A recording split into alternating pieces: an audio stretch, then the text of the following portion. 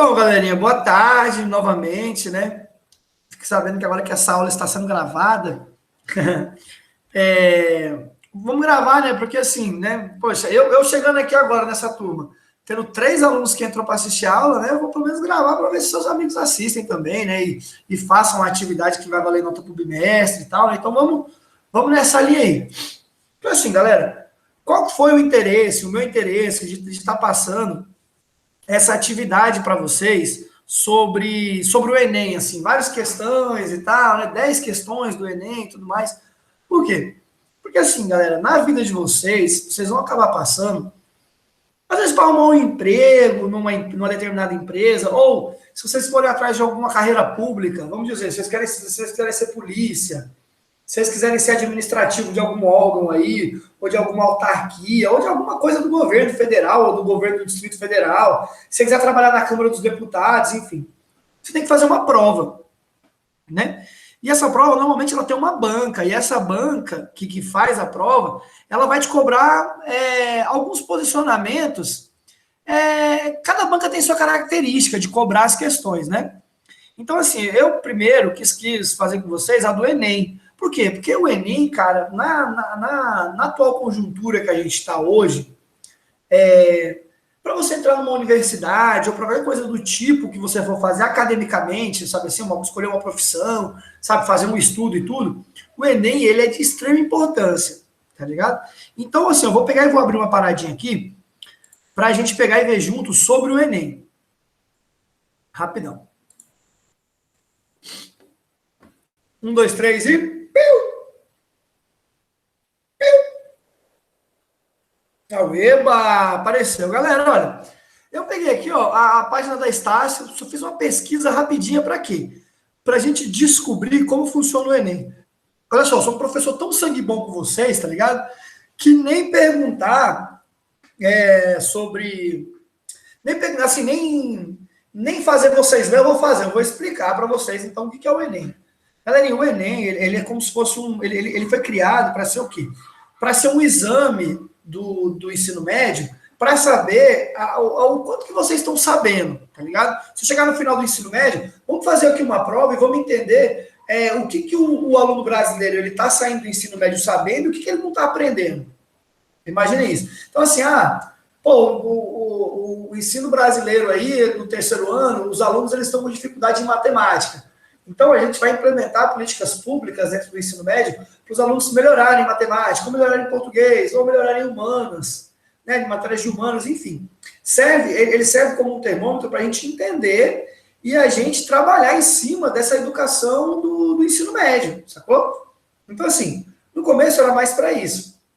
Com o passar do tempo, ele foi criando uma importância muito grande, gente, para ser assim, uma ponte de acesso à universidade.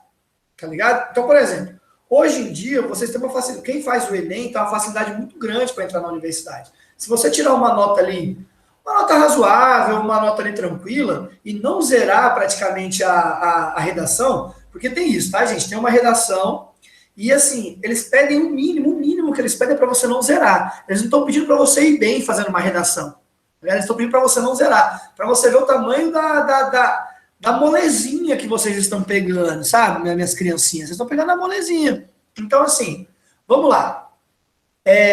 O Enem, por exemplo, se você, sei lá, você fez o Enem, tirou 500 na prova e não zerou a redação. Aí, você fala assim, cara, eu quero fazer engenharia civil, tá ligado? Na faculdade. Aí você vai fazer uma pesquisa aí nas faculdades de Brasília aí, vai ter Uniceup, Católica, Projeção, sei lá quem tem engenharia civil aí. Aí o cara vai pegar e vai falar assim, você vai pegar e vai pesquisar e vai falar, opa, a Católica aceita a minha nota do Enem, eu não preciso fazer vestibular para entrar. Tipo assim, eu já passei. Vocês entenderam a ideia? Não, mas peraí, para eu fazer engenharia civil, por exemplo, sei lá, no Uniceup, eu precisaria ter tirado um pouquinho mais de nota. Mas assim, para eu fazer engenharia de alimentos, dá para eu fazer.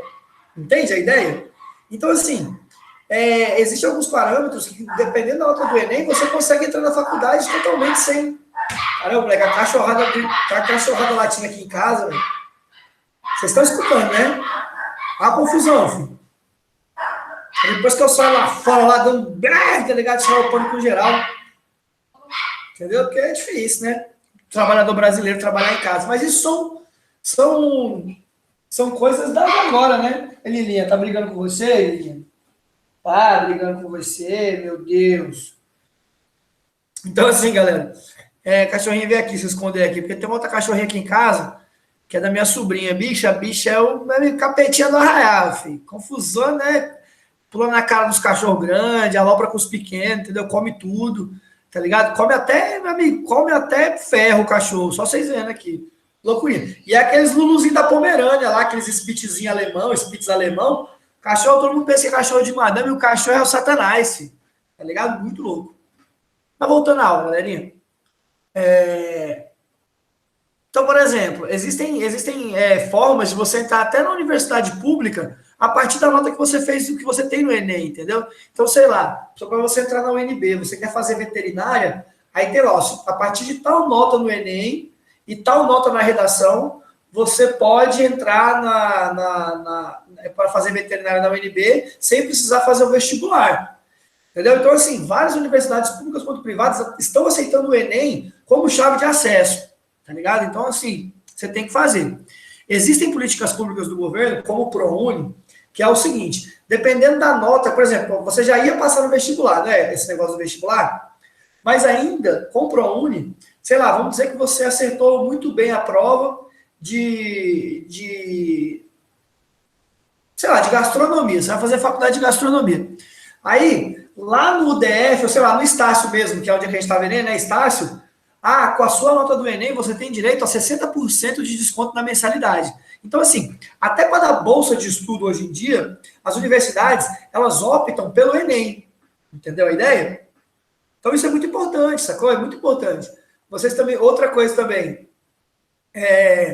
vocês também, se vocês quiserem o FIES, o que é o FIES? O FIES, você entra na universidade privada e ele financia o seu curso, você não paga R$1 durante o curso. Você só começa a pagar após você ter se formado. Que assim, que em tese você vai ter emprego, você vai conseguir pagar a sua faculdade, entendeu? Então, assim, o Enem, eu acredito que hoje ele é a prova mais importante para você no ensino médio para vocês, né? Vocês já viram aí que vira e mexe passa assim a prova do Enem, que o povo não conseguiu entrar e chora na porta. Ai, chegou um minuto atrasado, né? Virou um folclore brasileiro já, né? As entradas da prova do Enem, tá ligado? Então, galerinha, é isso, né? Vamos agora falar sobre aquelas questões maravilhosas que eu passei. Questões facílimas, questões assim, realmente que, entendeu? O brasileiro... Peraí, vamos lá, uma guia. Tchutchu.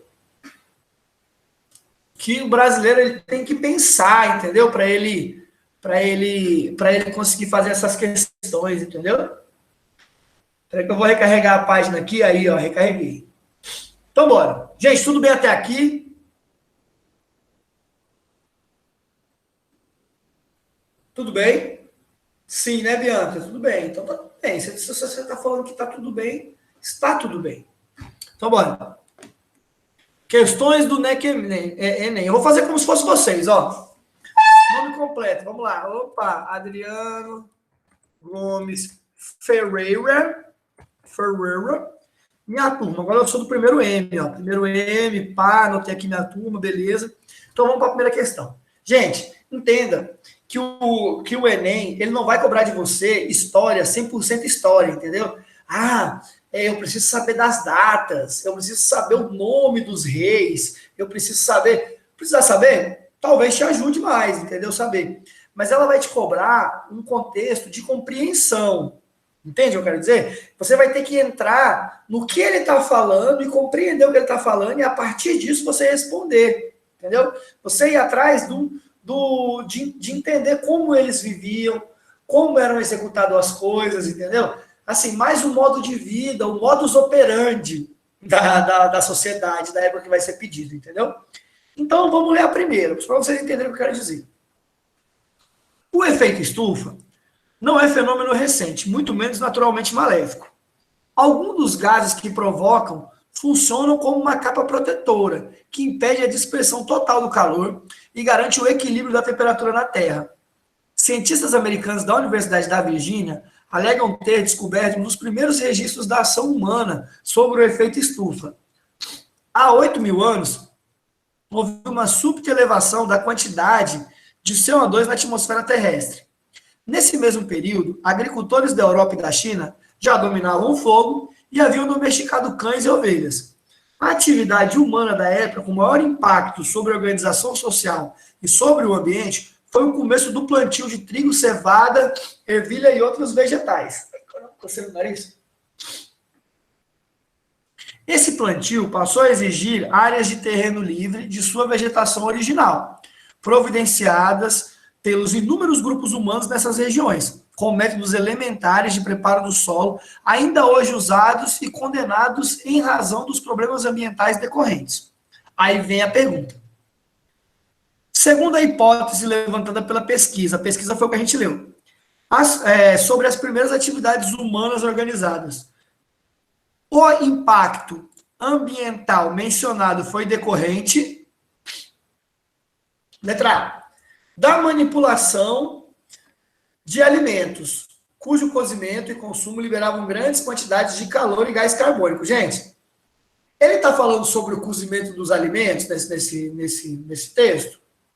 Não, ele está falando aqui, ó, que agricultores da Europa e China já dominavam fogo, ele está falando que os agricultores já dominavam fogo e haviam domesticado cães e ovelhas. Aí ele fala, a atividade humana da época com maior impacto sobre a organização social e sobre o ambiente foi o quê? A com maior impacto. Foi o começo do plantio de trigo, cevada, ervilha e outros vegetais. Esse plantio passou a exigir áreas de terreno livre da sua vegetação original, providenciada pelos inúmeros grupos nessas regiões com métodos elementares de preparo do solo, ainda hoje usados e condenados em razão dos problemas ambientais decorrentes. Então, assim, o que ele está falando o que ele está mencionando como impacto ambiental foi decorrente do quê? Do começo do plantio de trigo. Então, não tem nada a ver com alimento cozido ou nada disso. É claro que o que você come vira gás carbônico também, porque você peida, né? Então, vai virar ali um gás nocivo à atmosfera terrestre, tá ligado? Então, bora. Da queima ou da deteriorização das árvores derrubadas para o plantio, que contribuíram para a liberação de gás carbônico e poluentes em proporções significativas. Gente, eu acho que essa aqui está certa. Por quê? Porque ele está falando do quê? Da queima e da deteriorização das árvores derrubadas para o plantio. Então, aqui, ele está falando que o quê? Foi o começo do plantio, né? Que foi uma coisa que teve maior impacto. E aí ele fala que esse plantio passou a exigir áreas de terreno livre de sua vegetação original. É o que ele está falando aí, ó. Árvores de queima ou deteriorização das árvores derrubadas para o plantio. Entendeu? Então, essa aqui está certa, né? Poluentes em proporções significativas. Do início da domesticação de animais no período mencionado, a qual contribuiu para uma forte elevação das emissões de gás metano. Não, João, bem-vindo, cara. Chega aí, não tem problema não. Então, assim, galera, ó, dessa letra C, do início da domesticação de animais no período mencionado, gente, olha, se a gente for pensar em hoje, talvez seja o maior vilão da atmosfera, do aquecimento global, seja a criação de animais.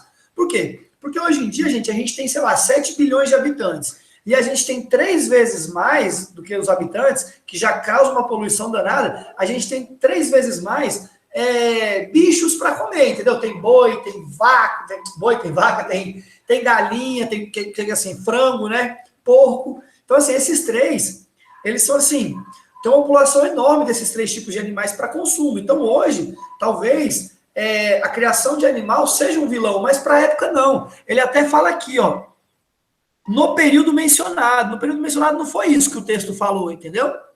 Então essa aqui está errada. Vamos para 4. Da derrubada de árvores para a fabricação de casas e móveis. Gente, em nenhum momento o texto falou sobre casas e móveis, entendeu? Ele não falou sobre isso, ele falou sobre plantio.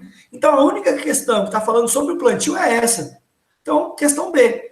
Aqui, em algum momento, você precisou saber de história? No geral, não. Você precisou só interpretar o texto. Tá ligado? Só interpretar o texto. Não Não tem nada mais isso. E é isso que o Enem te pede, interpretação. Bora lá. Essa aqui é boa. E2. Quem construiu a Tebas de 7 portas? Nos livros estão os nomes dos reis. Arrastaram eles blocos de pedra? E aí, os reis arrastaram blocos de pedra? E a Babilônia, várias vezes destruída? Quem a reconstruiu tantas vezes? Em que casas da Lima Dourada moravam os construtores? Tá perguntando, onde é que os caras moravam? Os caras que construíram a Babilônia. Para onde foram os pedreiros na noite em que a muralha da China ficou pronta? Para onde foram os pedreiros da muralha da China? A grande Roma está cheia de arcos dos triunfos, arcos do triunfo. Quem os ergueu? Sobre quem triunfaram Césares? Aí vem o comando da questão. Partindo das reflexões de um trabalhador, gente, partindo da reflexão de um trabalhador, não é a sua não, que lê um livro de história. O autor censura a memória construída sobre determinados monumentos e acontecimentos históricos. A crítica refere-se ao quê? Essa crítica ele fala, quem construiu? Né? Foram os reis que carregaram os blocos de pedra? A crítica se refere-se ao fato de, vamos lá, os agentes históricos de uma determinada sociedade deveriam ser aqueles que realizaram feitos heróicos ou grandiosos, e por isso ficaram na memória. Gente, é assim?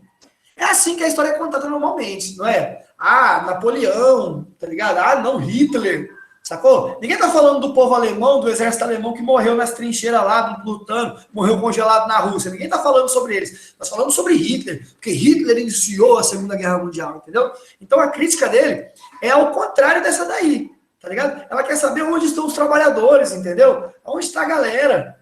Aquela galera trabalhadora que reconstruiu as cidades tantas vezes, entendeu? É igual o Naruto. Quem vê Naruto aí? O Naruto tá lá, bicho. A Vila da Folha é destruída 60 vezes, pô. Toda hora a Vila da Folha lá, o Pain foi lá, filho, bateu em todo mundo, quebrou a vila inteira, matou geral, entendeu? Dá um tempinho, a vila tá reconstruída. E nego só lembra de quem? Do Naruto.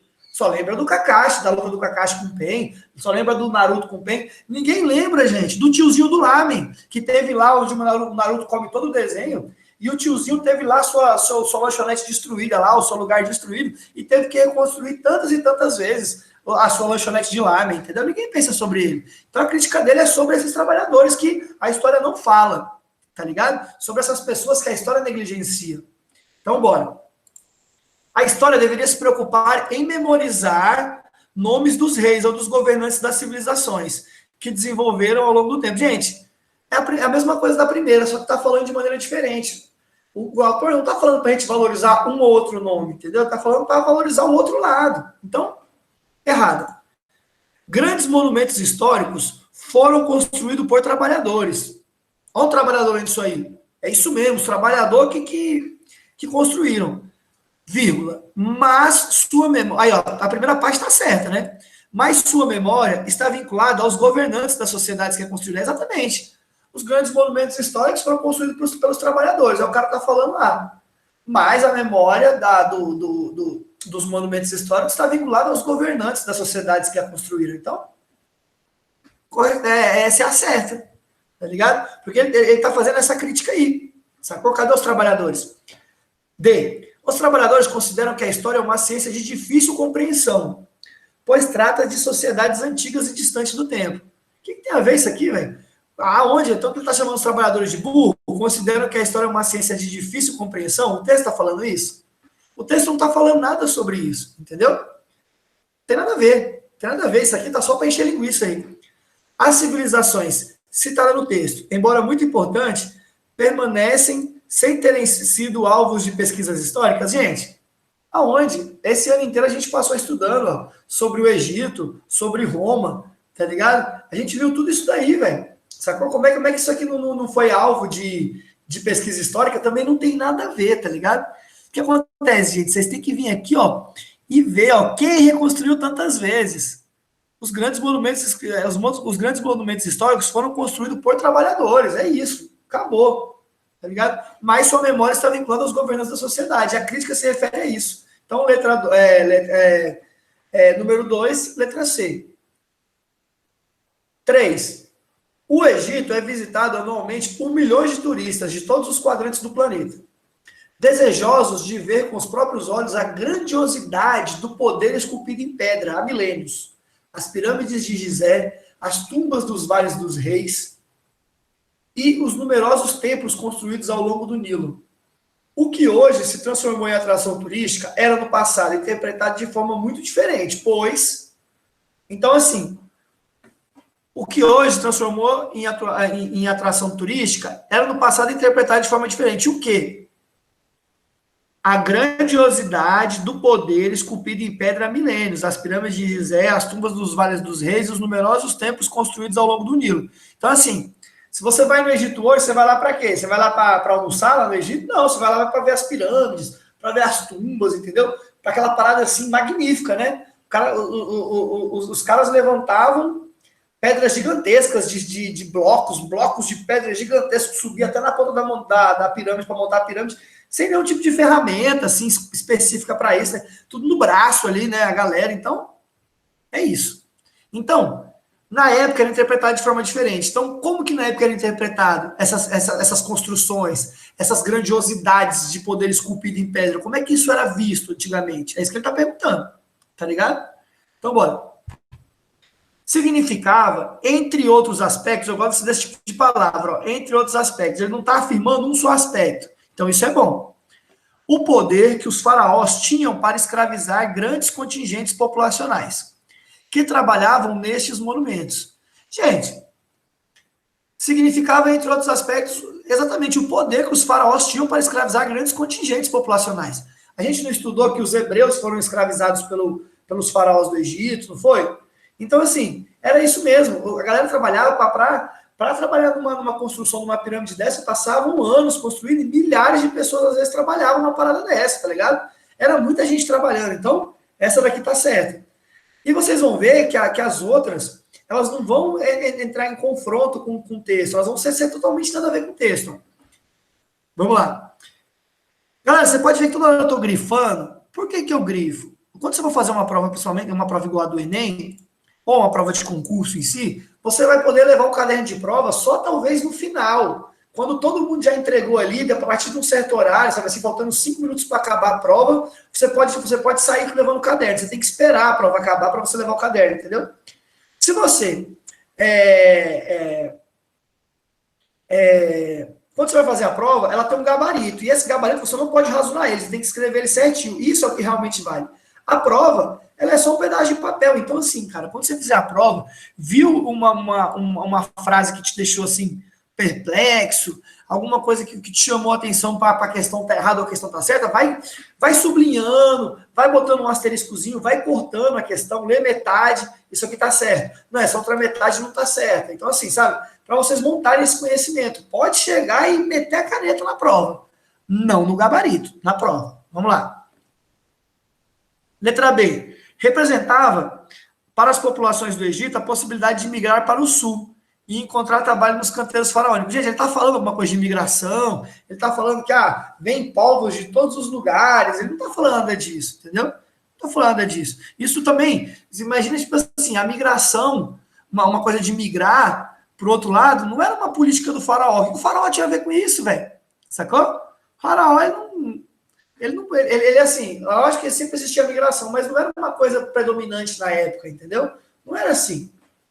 Então vamos para a terceira. Significava a solução para os problemas econômicos, uma vez que os faraós sacrificavam aos deuses sua riqueza, construindo templos. Gente, o que tem a ver? Tá ligado? Os caras eram enterrados com um monte de ouro. Aonde que eles sacrificavam aos deuses suas riquezas? Eles faziam o templo para eles, praticamente, para eles ser a tumba deles, entendeu? Eles não faziam isso por causa assim, ai, nossa, vou aqui gastar todo o meu altruísmo, dinheiro, não. Até porque reconstruir era escravo, tá ligado? A gente já tá falando dos escravos, não eram pessoas pagas, entendeu? Então, assim, o que isso movimentava a economia? Nada, concorda comigo? Então, bora. Representava a possibilidade de o faraó ordenar a sociedade, obrigando os desocupados, peraí, ó, gente, desocupados, que palavra estranha, né? Você acha que existia um desocupado lá na época? Se existia, o cara morria, era escravizado, ninguém ficava à toa não, pai. Tá ligado? o cara tinha que pagar para viver mesmo, entendeu? Fazer alguma coisa. Então, essa parada de desocupado, ela é estranha. Ela me cheira, assim, numa parada estranha. Então, assim, ela não tá certa, entendeu? Porque obrigar os desocupados a trabalhar em obras públicas, nada a ver, né, mano? Significava um peso para a população egípcia, que condenava o luxo faraônico. Gente, significava um peso para a população egípcia? Talvez poderia ser. Mas a população egípcia condenar o luxo faraônico e a religião, nunca. Nunca, gente, nunca. Você acha que eles condenavam o luxo faraônico? Eles nem chegavam a falar sobre isso, entendeu? Tá ligado? Isso aí era uma coisa assim que se falasse morria, não era assim, tá ligado? Não era fácil você ter essa cabeça que a gente tem hoje, que a gente critica o governo, que a gente tem liberdade de expressão, isso não existia. Ou o cara era escravo, ou o cara participava do governo, ou o cara era soldado, e era isso mesmo, entendeu? Não tinha assim, vou condenar o luxo faraônico, eu quero ser alguém na vida, eu vou subir de vida. Não existia essa parada. E, gente, e a religião... Galera, a religião, sem desrespeitar a religião de ninguém, mas desde que o mundo é mundo, a religião ela serve como um freio para a população, entendeu? Sabe, os europeus, na história europeia, você vê que a igreja cristã, né, a igreja católica, ela dominou por muito tempo, tipo assim, as ideias, o que a população fazia, como a população vivia, então assim, isso é normal, tá ligado? Lá, por exemplo, os hebreus, enfim, os persas tiveram a sua religião, então assim... Desde que o mundo é mundo, você tem uma parada religiosa meio que para dominar. Então, vocês acham que o povo ia criticar a religião? Pelo contrário, eles iam se prostrar. Os egípcios eles se matavam pelos deuses, entendeu? Eles eram oferendados aos deuses, entendeu? Então, isso não era problema, não. Então, número 3, letra A. Até aqui tudo bem, galerinha?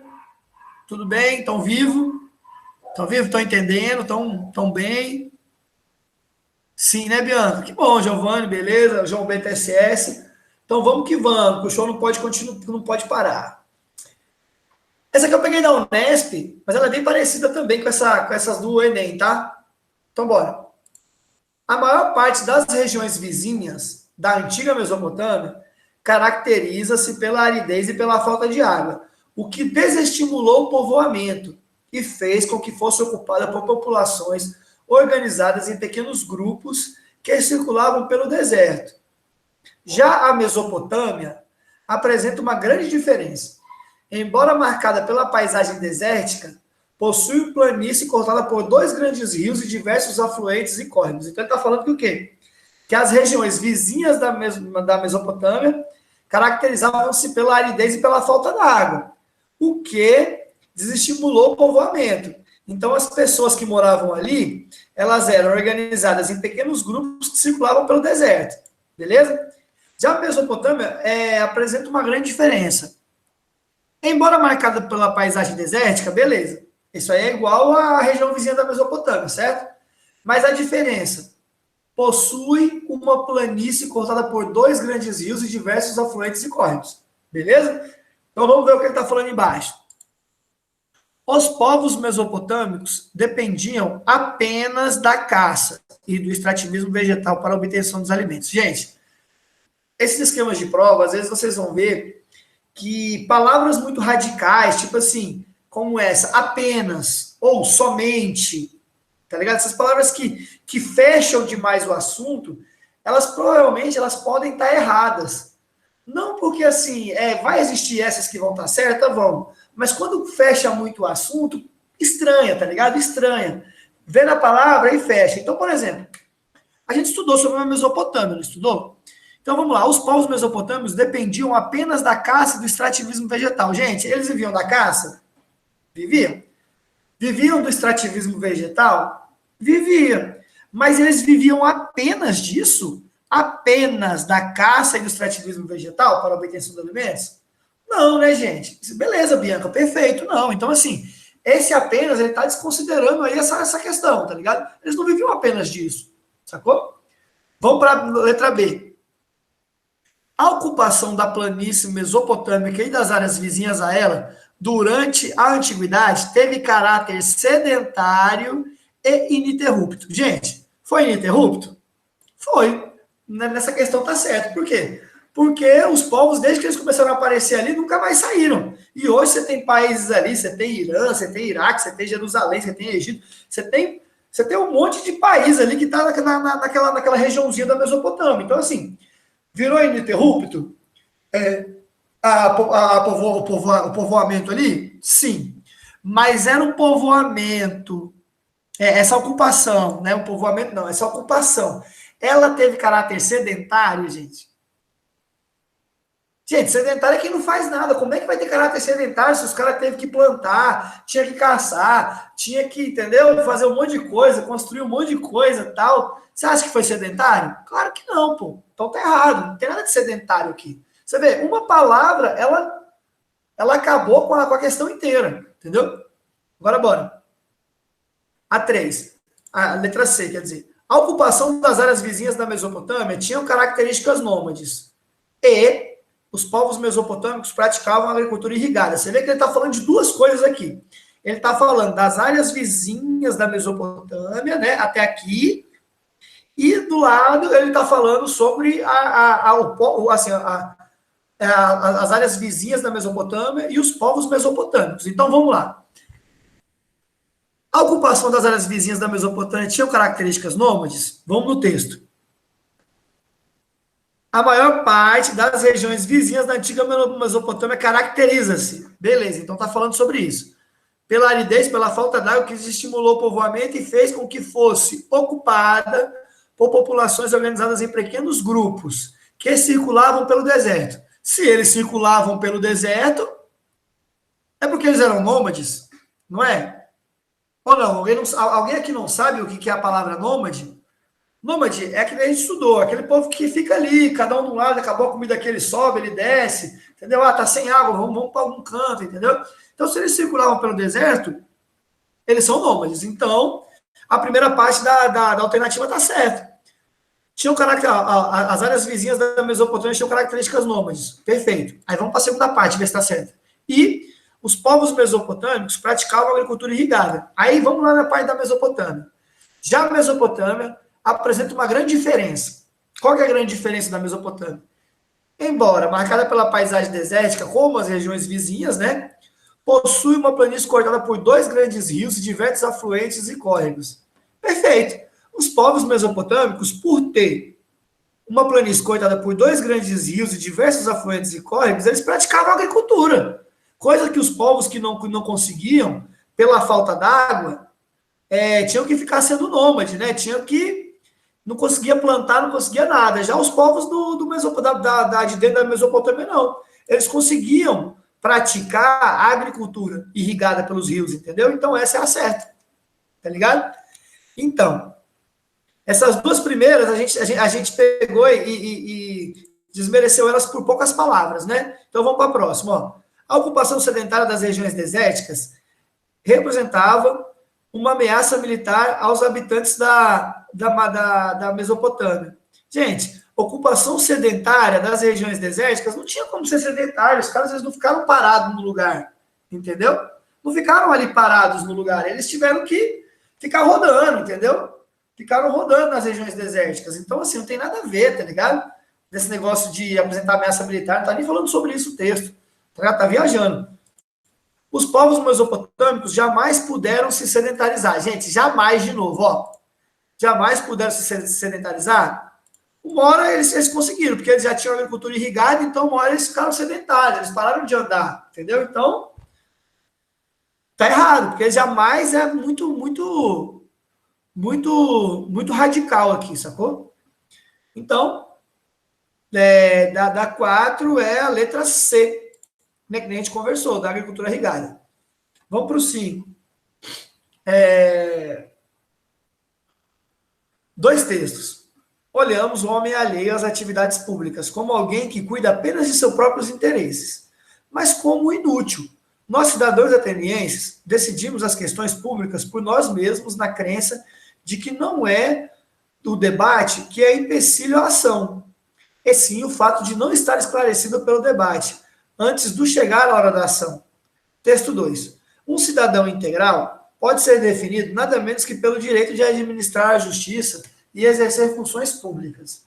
Algumas dessas, todavia, são limitadas quanto ao tempo de exercício, de tal modo que não podem, de forma alguma, ser exercidas duas vezes pela mesma pessoa, ou somente podem ser depois de certos intervalos de tempo. Aí vem o comando. Comparando os textos 1 e 2, tanto para Tucídides quanto para Aristóteles, a cidadania era definido pelo, então, opa, ele está falando aqui, ó, a cidadania era definido pelo ou pela, vamos lá, o que é a cidadania? Vamos então procurar no texto, cara, o que é a cidadania? Olhamos o homem alheio às atividades públicas. Então, assim, se o cara não está preocupado com as atividades públicas, com a política ali e tal, a gente está falando de Atenas, hein, gente? Aqui, ó. Nós, cidadãos atenienses. Então, vai na cabeça da Atena, tá ligado? Democracia ateniense, aquela coisa. Então, vamos lá. Olhamos o homem alheio às atividades públicas como um inútil. Entendeu? Então, assim, se o cara ele tá alheio às coisas públicas, ele é um inútil, ele não serve. Se ele tiver só com os interesses deles, só com os seus interesses próprios, em detrimento ao interesse da população, do debate ali, de resolver as políticas públicas, ele é um inútil. Aí ele fala, ó, cidadãos atenienses, decidimos as questões públicas por nós mesmos. Então, assim, ele está falando que para você ser cidadão, você precisa estar na vida pública, você precisa participar politicamente, se você for um cidadão, entendeu? Isso define que como você fosse um cidadão. No texto 2, ele fala que um cidadão integral, ó, o que é um cidadão integral, gente? Aqui nesse negócio para ele, vamos dizer que é um cidadão completo? Ele fala que é o quê? Que pode ser definido nada menos do que pelo direito de administrar a justiça e exercer funções públicas. Então, você dá para entender que nos dois textos ele pega nessa parte da política pública, de exercer funções públicas, entendeu? A cidadania era baseada nisso, tá ligado? Então, vamos lá. A cidadania era definida pelo prestígio social, gente? Não, claro que não. Por quê? Porque o prestígio social, ele não estava atrelado a você ser cidadão em Atenas, entendeu? Você ser cidadão estava atrelado a outra coisa, tá ligado? Não é assim, não, pô, tá ligado? Eu ando de skate aqui, pá, tá ligado? Eu tenho minha carroça rebaixada aqui, chego no rolê, pá, tá ligado? Meu cavalinho branquinho aqui, tá ligado? Sou o cara que mais reza aqui pra Zeus, entendeu? E sou o melhor que tem. Não, o prestígio social do cara não falava para ele ser cidadão, não tinha nada a ver. Acúmulo de riqueza. O acúmulo de riqueza, ele definia que você era um cidadão? Hoje em dia define no mundo inteiro, pô. Karen, beleza. Não, com certeza não. Por que não, né? Porque, por exemplo, você poderia ser estrangeiro dentro morando em Atenas, né? E você ser rico, mas você não tem direito de cidadão, porque você não nasceu em Atenas, entendeu? Então, assim, não tem nada a ver. Aí vem participação política. Gente, perfeito, a certa é essa, participação política. Porque nas duas vezes no texto, você vê que assim, os dois caras definiram ser cidadão como o cara que se interessa pelas coisas públicas, que participa do debate público, o cara que exerce funções públicas. Então, assim, participação política define o cidadão na Grécia. Perfeito, certo. Local de nascimento? Tá errado, por quê? Se você fosse mulher e você nascesse na Grécia, nem se você trocasse de sexo, um raio caísse na sua cabeça, você não era cidadã, entendeu? As mulheres, elas não eram vistas como cidadã, entendeu? E grupo de parentesco é a mesma coisa. Não adianta você só ser parente. Se você for mulher, você não vai ser e pronto, entendeu? Agora, se você for grego, a partir de uma certa idade, você participa da vida pública, então você é um cidadão. Agora, se você é uma pessoa que veio de fora, um estrangeiro, você não é cidadão grego. Você não é um cidadão ateniense, né? Então, letra 5, letra 5 não, questão 5, letra C. Essa aqui é sensacional, essa aqui é para gastar o cabeção. 6. A figura apresentada é de um mosaico produzido por volta do ano 300 depois de Cristo, encontrado na cidade de Lode, atual Estado de Israel. Nela encontra-se elementos que representam uma característica política dos romanos no período, indicada em... Então, nessa foto, representa uma característica política dos romanos no período. Uma característica política. dos romanos. Então, vamos pensar só em Roma agora. 5 questão B. Questão C, ô, João. A gente já passou por ela aí já, cara. Vamos aqui agora, a gente tá na 6. Então, você não tá falando da 6, não? Vamos lá, da 6, qual que você acha que é a da 6? Vamos ler aqui, então. Então, vamos lá. Uma característica política dos romanos no período. Então, aqui tá a foto, né? Então, vamos lá. Cruzadismo. Conquista da Terra Santa. Gente, primeiro, a gente está falando aqui dos anos 300 depois de Cristo. O cruzadismo, ele veio de uma ideia da Idade Média, 1000 anos depois, entendeu? Não tem nada a ver, tá ligado? E a conquista da Terra Santa o quê? Quem leu a Bíblia aí sabe que Jesus nasceu sobre o domínio, nasceu sobre o domínio de Roma, entendeu? Então, assim, não teve nada de conquista de Terra Santa, não. Os romanos foram lá, meteu o pé em tudo, quebrou tudo e dominou tudo. Não tem essa conversa. A gente já estudou sobre isso. Patriotismo. Exaltação da cultura local. Gente, não é isso, tá ligado? Isso aqui, se foi encontrado lá no estado de Israel, aqui está exaltando a cultura local de Israel, tá ligado? Quais são os animais que a gente vê aqui? Tá ligado? São o quê? São elefantes, girafas, leões, gnus, sabe? São esse tipo de bicho aqui. Esses bichos, eles são assim, naturais de onde, né? Vamos dizer assim, o leão, né? O elefante, a girafa, eles são de onde? De qual continente eles são? Bom, já que ninguém responde, eu vou ser bem simples, da África. Então, assim, tem alguma coisa a ver de estar exaltando a cultura local? Não, não está exaltando a cultura local. Nem de Roma, que fica ali na região da Itália, né? Que não existe também o leão naturalmente na região de Roma, entendeu? Nem na região de Israel ali, onde é o Estado de Israel hoje, não tem nada a ver. Helenismo, apropriação da estética grega. Beleza, rolou uma apropriação da estética grega, galera, em Roma, tá ligado? Porém, esse quadro não tem nada a ver com a apropriação da estética grega, tá mostrando coisas africanas aí, então tá errado também.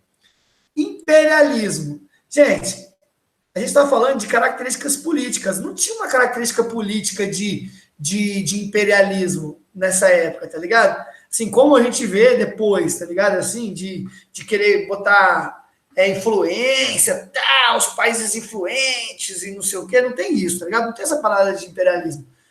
Selvageria dos povos dominados. Gente, aonde que animais mostram a selvageria de algum povo? Né? Se fosse aqui uns índiozinhos, tal, uma galera aqui, entendeu? Uns árabes, né, que lutou contra os persas lá, que é os descendentes dos persas, uma galera assim muito doida, aí sim eu falaria, mostrasse assim na foto, né? Mas não é o caso. Então, olhando na foto, expansionismo, aí sim, gente, é uma política dos romanos para o período. O que eles faziam? Eles expandiram o território deles até onde eles conseguiram. E aí mostra a diversidade dos territórios ocupados, conquistados. Como que Roma é da Península Itálica, né? Esse quadro foi achado na antiga Mesopotâmia ali, onde tem o Estado de Israel hoje, entendeu? Olha só essa vibe. Tá os dois aqui. E ele representa o quê? A África, entendeu? A conquista da África. Então, assim, ó, isso mostra a diversidade do território. No lugar ali onde é que é Israel, que não tem nada a ver com a Itália e não tem nada a ver com a África, entendeu? Essa diversidade. Então, no caso da 6, letra A, beleza? Facinho de tudo. Agora esse aqui eu até choro lendo. Sou uma pobre e velha mulher, muito ignorante, que nem sabe ler. Mostraram-me, na igreja da minha terra, um paraíso com harpas pintado, e um inferno onde fervem almas danadas. Um enche-me de júbilo, mas o outro me aterra. Aí vem falando aqui no comando. Os versos do poeta francês, François de Villon, gente, eu estou falando aqui francês aqui, mas meu francês não está nem enferrujado, é porque eu nem sei, nem existiu francês na minha vida. Então, assim, se eu estou falando errado, eu vou falar assim, François de Villon. Pode ser? Fazem referência às imagens presentes nos templos católicos medievais. Então, aqui, o cara está falando que o que está escrito em cima faz referência às imagens presentes nos templos católicos medievais. Nesse contexto dos templos católicos medievais, as imagens eram usadas com o objetivo de quê? Refinar o gosto dos cristãos? Gente, até parece, a igreja não estava nem aí, velho, naquela época, sabe? Aqui a gente já tá tipo meio que idade média já. A igreja estava preocupada em refinar o gosto dos caras, os caras viviam igual mendigo lá, tudo sujo, só trabalhando de camponês e tal, e se lascando na vida. Você acha que os caras estão querendo, ai não, ó, vamos refinar o gosto deles para eles verem imagens maravilhosas? Nada a ver, mano, nada a ver. Incorporar ideais heréticos. Gente, a igreja incorporava ideal herético? Lógico que não, eles lutavam para não ter ideais heréticos, que eles consideravam heréticos, então não tem nada a ver. Aí vem aqui, educar os fiéis através do olhar. Opa! Se ela é uma pobre e velha mulher, muito ignorante, que nem sabe ler, como é que ela entendeu que na igreja, que lá na igreja da terra dela, existe um paraíso com harpas pintado, e o inferno, onde fervem almas danadas? Ela está aprendendo, ela tá vendo? Ela não sabe ler, mas as imagens pintadas mostram um céu e um inferno para ela. Ela vai entendendo isso, né? Então, a principal ideia aí é que assim, ela está sendo educada sem saber ler, tá ligado? Já falo já, Bianca, sem saber ler. Ela está sendo educada sem saber ler. Então, assim, o que a igreja queria? Educar os fiéis através do olhar. Essa é a certa. Cara, herético. Bianca, imagina o seguinte, tudo que a igreja ela fala que é pecado pode ser considerado como uma coisa herética, entendeu? É uma coisa que vai contra o costume sagrado, entende? É uma coisa herética, vamos dizer assim. Ah, você não vai na igreja no domingo, a igreja manda você ir todo domingo na igreja, né? A Bíblia lá e tal, assim, tem um contexto desse. Aí, você pega, é uma palavra que não se usa mais até, né? Então, assim, você não vai na igreja, você está cometendo uma heresia contra a igreja, você tem que ir à igreja. Ah, a igreja, ela fala assim, ó, não pode desrespeitar os santos. Aí você vai lá e desrespeita os santos, você está cometendo uma heresia, entendeu? Deu para entender a ideia? Deu, Bianca? Beleza, que bom. Então, assim, incorporar ideais heréticos não é a palavra. Por quê? Porque a igreja combatia a heresia, né? A igreja combatia o pecado, tá ligado? Então, não tem nada a ver com aquela. Aí vamos lá.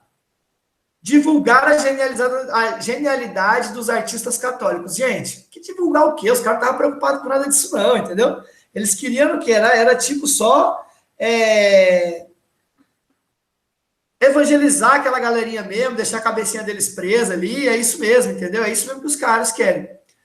Valorizar esteticamente os templos religiosos. Gente, podia ser, né? Os caras tinham muito bom gosto ali, você vê que tem catedrais lindas e maravilhosas. Mas o texto fala sobre isso, sobre valorizar esteticamente. Em algum momento a mulher está falando assim, nossa, existe uma igreja linda perto da minha casa, com lantejoulas de ouro e pinturas lindas. Não tem falando isso, né? Então, o que mais vai para o texto é isso, é educar os fiéis através do olhar. Então, 7, letra C. Vamos para 8 agora. Acompanhando a intenção da burguesia renascentista, acompanhando a intenção da burguesia renascentista, agora a gente já está falando do renascentismo, hein? De ampliar seu domínio sobre a natureza e sobre o espaço geográfico, através da pesquisa científica e da invenção tecnológica, os cientistas também iriam se atirar nessa aventura, tentando conquistar a forma, o movimento, o espaço, a luz, a cor, mesmo a expressão e o sentimento. Aí vamos lá, o comando. O texto apresenta um espírito da época, um espírito de época, que afetou também a produção artística, marcada pela constante relação entre... Então, assim, a gente vai encontrar as duas palavras que tem a relação aí que está no texto, entendeu? Vamos lá. Fé e misticismo. Gente, o renascentismo, eles iam atrás da fé? Não, ele está falando aqui, que eles queriam ampliar o seu domínio sobre a natureza, sobre o espaço geográfico através da pesquisa científica. Então, não tem nada a ver com fé, não tem nada a ver com misticismo. Tem a ver com ciência, tá ligado? Então, assim, é isso. Ciência e arte. Gente, acabei de falar, né? Então, assim, a relação entre ciência no renascentismo, sim, Porque eles falam que eles querem dominar, ó, a natureza através da pesquisa científica, da invenção tecnológica. Isso é ciência, gente, isso é ciência. Então, a primeira está certa. E ele fala sobre arte aqui. Aí você fala, pô, mas em algum lugar do texto está falando sobre arte para confirmar que tem essa relação com ciência e arte? Ele fala de pesquisa científica em cima, e embaixo ele fala aqui, ó, que esse espírito, o espírito renascentista, ó, um espírito de época que afetou também o quê? A produção artística. Então, no texto, ele está falando que os renascentistas, eles buscavam ampliar a pesquisa científica, e isso também afetou a produção artística. Então, esses são os pilares do renascentismo, ciência e arte.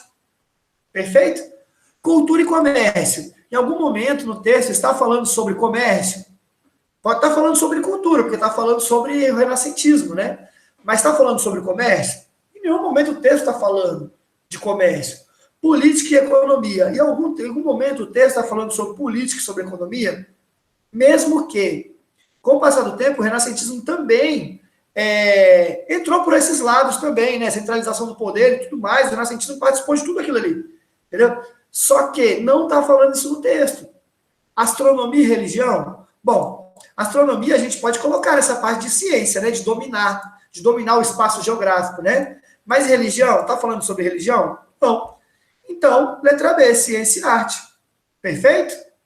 Difícil ou não? Então, vocês acharam difícil as questões, galera? Alguém fala no áudio aí, por favor, vai? Alguém fala no áudio aí? Vai na parceria. Hein, Bianca? Fala aí, você achou difícil? O que te atrapalhou? Algumas palavras que você não entendeu? Dá uma ideia aí. Fala aí. Tá difícil até o momento? Ou é só porque o professor tá fazendo que tá fácil? Ou alguém, gente, vamos, Karen. Bora, Davi. Você achou difícil, Bianca? É. Bem difícil, né? Assim, que eu te falei, é questão de ler e interpretação, né? Mas, assim, para quem nunca fez, é difícil mesmo. Eu também tinha muita dificuldade quando eu estudava, mas eu continuei estudando e hoje, sim, né? Me parece um pouco mais fácil, mas é isso aí mesmo. Fala, cara. Professor, eu não achei tão difícil assim, não. Eu acho que tem que prestar mais atenção nas pegadinhas, em algumas palavras que são parecidas ou em outras que você não sabe muito bem o conceito da palavra. Sim, sim. É boa, cara. Boa observação, cara. Às vezes, assim, prova do Enem, às vezes, assim, a pegadinha é deixada um pouco de lado. A ideia não é fazer você errar, entendeu? A ideia é fazer você entender o contexto. Você vê que, tipo assim, várias respostas a gente só busca no texto, né?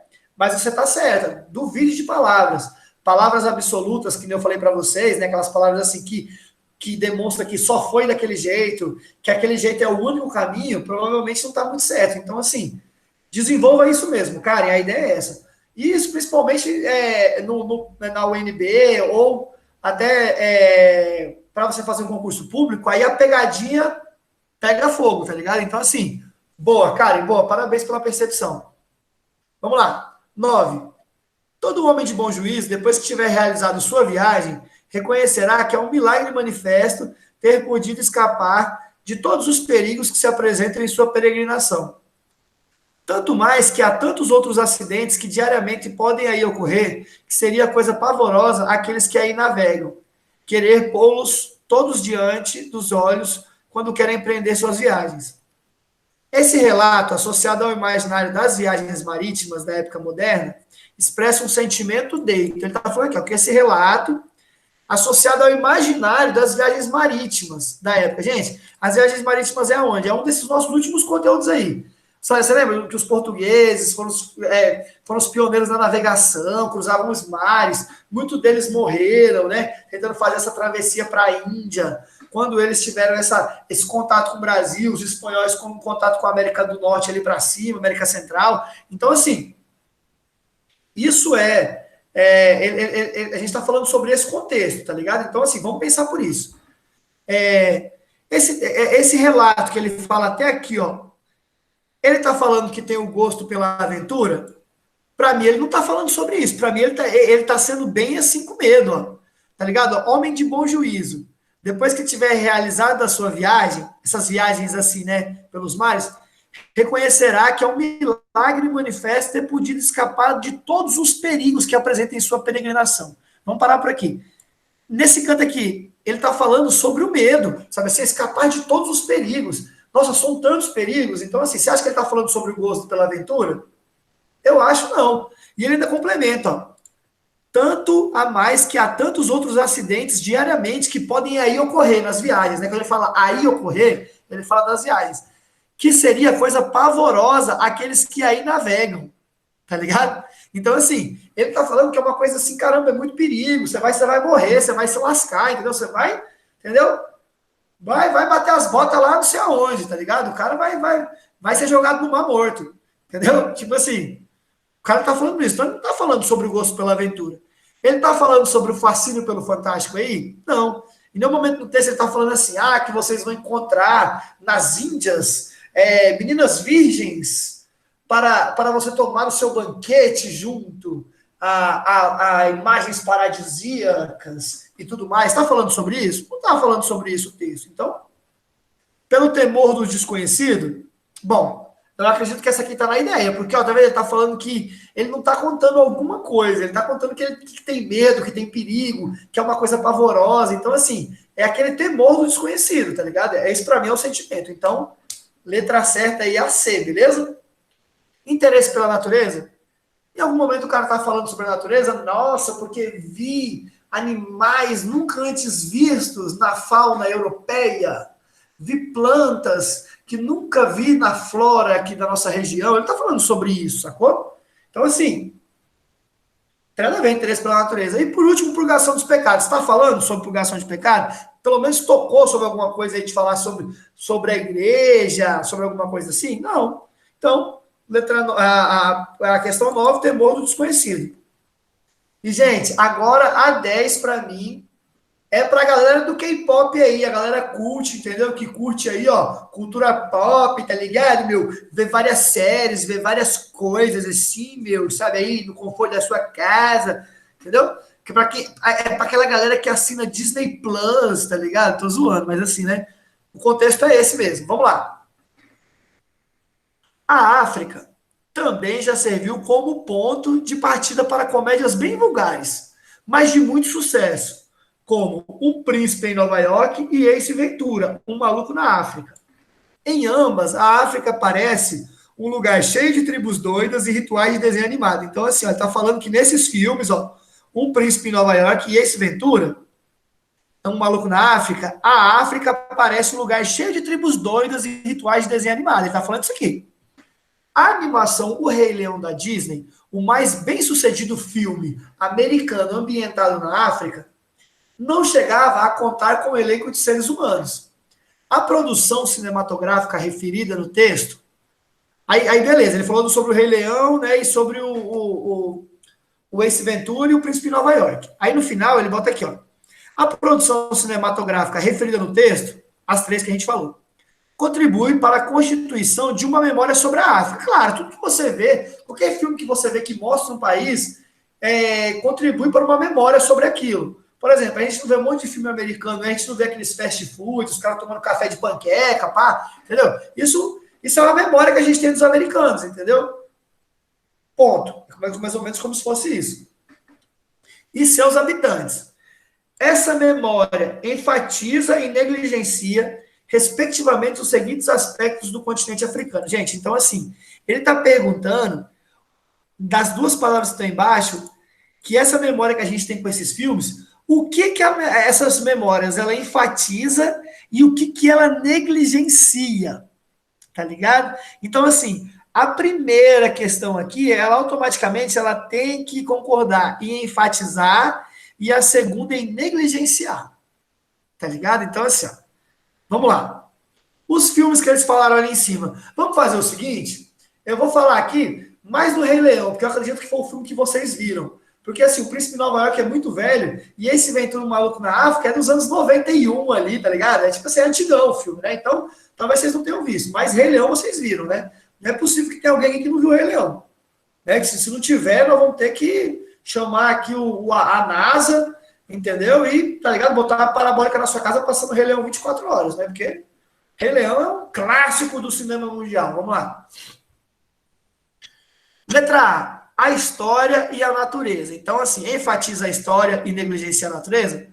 Gente, não enfatiza a história, né? Porque, por exemplo, os filmes, por exemplo, na África, até mesmo nas savanas, no Rei Leão acontece daquele jeito, todos os animais juntos, os animais tudo se come, leão que come zebra, que luta com não sei quem, que a girafa que come, tá ligado? Todo mundo ali tem treta, é cobra, todo mundo ali macaco, sacou? Todo mundo ali come todo mundo na cadeia alimentar, tá todo mundo junto para ver o nascimento do Simba? Tá contando alguma história ali, tipo da cultura africana? Não, tá ligado? Então, assim, não enfatiza a história, o filme do Rei Leão, mas ele negligencia a natureza? Não, ele não negligencia a natureza. O Rei Leão, ele mostra as savanas da África, aquela coisa linda, os bichos correndo, entendeu? Cachoeiras e tal. Então, né? Essa aqui tá errada. Aí, vamos lá. O exotismo e as culturas. Então, vamos lá. Enfatiza o exotismo e negligencia as culturas? Vamos pensar. O que é o exotismo, galera? É aquela coisa diferente, tá ligado? Aquela coisa tribal, aquelas culturas ali que são bem peculiares da África. Eu acho que enfatiza. Por exemplo, o Rei Leão. O Rei Leão enfatiza. O Rei Leão, ele pega ali quando o Simba nasce, por exemplo, o que ele faz? Ele pega ali, ó, e chega lá o Rafik, né? Acho que é Rafik, o nome do macaco. Aí o Rafik vem lá com o berimbalzinho dele lá, que, por exemplo, ali deve ser alguma coisa de algum mestre africano, né? Aquele cajado que ele leva ali, né? Eu brinco que é um berimbau, mas é um cajado. Aquilo ali representa um exotismo ali religioso da África, né? Aí você vê que o macaco vai lá, passa a lambida lá na tinta lá, passa na testa do Simba, tipo assim, fazendo o exotismo, tá ligado? Tipo uma coisa exótica, assim, uma parada diferente, que são coisas tribais, entendeu? Sacou? Então, assim, aí ele levanta lá o Simba lá, aí os bichos tudo baixa a cabeça, tá ligado? Então, assim, enfatiza o exotismo, tá ligado? Por exemplo, no Ace Ventura mesmo, pra quem nunca viu o filme, acontece uma briga lá, por quê? Porque uma das tribos ela tem um morcego sagrado. E aí eles vão atrás aí o morcego some, aí uma tribo vai entrar em guerra com a outra porque o morcego sumiu. E o Ace Ventura vai lá ajudar. Aí chega lá, as tribos tá tudo malucona lá, vivendo lá, tá ligado? Da maneira mortal. Aí tem uma hora que o Ace Ventura vai embora, tá ligado? Quer jogar o Simba pros animais. Que é isso, João Bento? Como é que ele ia jogar o Simba lá pros animais? A musiquinha mó bonita, cara. Mas boa, foi boa. Aí o que acontece? Por exemplo, que nem lá no Ace Ventura, chega uma hora lá que é assim, um cara de uma tribo lá, o chefe da tribo, cospe na cara do Ace Ventura, sacou? Aí o Ace Ventura fica puto, fala, que merda é essa? Aí o cara lá do Parque Nacional lá, chega lá e fala pra ele, fala, não, é porque isso é porque eles gostaram da pessoa, eles ficam cuspindo na cara da pessoa porque eles gostaram dela. Aí, filho, esse Ventura fica puto e começa, tipo assim, a escarrar na cara dos caras da tribo, tá ligado? E fica um cuspindo na cara do outro, que o esse Ventura, ele tira catarro assim, ó, de onde é que ele não tem, ele fica, tipo assim, puxando catarro e cuspindo, tá ligado? Na cara deles, assim. Então, tipo assim, isso é mostrar um exotismo, um costume ali esdrúxulo, talvez, que os caras possam ter, que não é esdrúxulo, né? É uma coisa ali caricata, tá ligado? Uma coisa assim, sabe, assim, comediante, entendeu? Então, assim, essas coisas enfatizam o exotismo. Só que, ao mesmo tempo, negligencia as culturas, gente. Sabe? Será que a cultura é desse jeito mesmo? A cultura daquela tribo? As tribos que eles querem representar, será que eles são assim? Eles não são assim, eles estão representados de uma maneira caricata que não representa a verdade. Então, esses três filmes, eles enfatizam o exotismo e negligenciam as culturas. Perfeito, não é? Perfeito demais, cara, perfeito demais. Vamos lá, para a gente terminar logo. Enfatiza a sociedade? Nenhuma. Que sociedade que mostra? Não enfatiza a sociedade como ela é na África, entendeu? Mostra uma coisa boba que a gente está conversando. E negligencia a economia? Nenhum dos filmes fala sobre economia. Então, assim, tanto faz. O comércio e o ambiente, enfatiza o comércio? Não. Negligencia o ambiente? Não, os filmes mostram o meio ambiente, então negligencia, tá errado também. A diversidade, por exemplo, o Rei Leão mostra uma diversidade ali, vários animais, né, vários assim, ambientes e tal. Então, assim, a gente pode até pensar que enfatiza. Mas negligencia a política? Não. Os filmes têm cunho político, por exemplo, que nem o Rei Leão. O Rei Leão, querendo ou não, o Mufasa, que é o leão, ele é um rei da savana, tá ligado? E os súditos abaixam para o filho dele. Então, assim, enfatiza, mesmo que não seja uma política africana, mas é uma política que tá ali, entendeu? Tipo assim, enfatiza uma política, então tá errada também, tá ligado? Então é o exotismo e as culturas. Gente, gostaram do conteúdo? Acho que mandamos muito bem nessas questões. Quem não fez as questões, por favor, faça. Isso vai valer nota para o bimestre. Adorei dar aula hoje, viu? Acho que foi um prazer enorme. Espero ter contribuído para vocês, porque uma aula dessa de Enem, assim, de estudar questões de banca, sabe? Vocês devem conhecer pessoas que pagam caro para ter esse tipo de aula, sacou? Então, assim, valorizem, sempre que vocês puderem, né? Ver aulas, assim, que fala do Enem, fala sobre paz, fala sobre o vestibular da UNB, ou até, assim, entendendo bancas de concurso, como o Sebrasp, Cesangrio, tem um monte aí, né? Tem um monte de instituto aí que fazem provas para concurso. Então, assim, olhem isso também, beleza? Gente, coraçãozinho. Quinta-feira eu boto fé que eu vou passar uma atividade sobre paz UNB. Para a próxima segunda-feira a gente mandar bem nesse quesito também, beleza? Que aí a gente termina aí, beleza? Vou tentar postar, Bianca. É a primeira vez que eu estou gravando, eu acho que eu vou conseguir postar ela lá. Beleza? Aí, eu vou tentar fazer ela aqui hoje, eu vou tentar passar ela para o YouTube primeiro, para ficar um link, que aí ela fica mais leve na plataforma, beleza? Aí eu vou tentar fazer isso, provavelmente eu consiga fazer hoje, tá? Gente, alguém ia falar alguma coisa? Mais aí, fora a Bianca? Acho que não, né? Então, beijos, abraços do professor aqui que vos admira muito e tamo junto, né? Tchau, Natália, tchau, Giovanni, tchau, Bianca, tchau, Karen, tchau, João Bento, tchau, Davi Emanuel. E tchau pro resto que não falou aí. Tamo junto, hein, galera? Abraços!